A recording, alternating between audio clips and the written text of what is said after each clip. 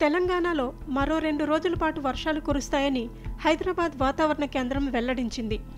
రాష్ట్రంలోని పలు జిల్లాల్లో తేలికపాటి నుంచి మోస్తరు వర్షాలు కురిసే అవకాశం ఉందని తెలిపింది.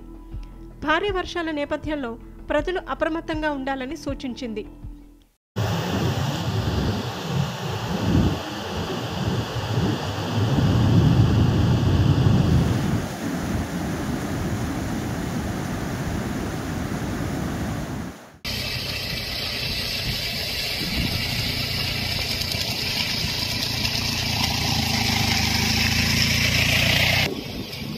నిర్మల్, భూపాలపల్లి, ములుగు, ఆదిలాబాద్, ఆసిఫాబాద్, మంచిర్యాల, భద్రాద్రి కొత్తగూడెం జిల్లాల్లో మోస్తరు వర్షాలు కురిసే అవకాశం ఉందని తెలిపింది.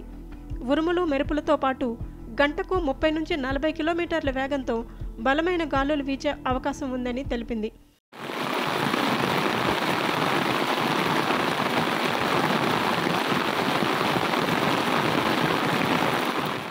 ఈ మేరకు ఆయా జిల్లాల్లో యెల్లో అలర్ట్ జారీ చేసింది.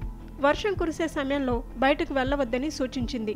ఇక హైదరాబాద్లో సోమ, మంగళవారాల్లో ఉదయం ఆకాశం మేఘావృతమై ఉంటుందని, సాయంత్రం తర్వాత జల్లులు కురిసే అవకాశం ఉందని తెలిపింది.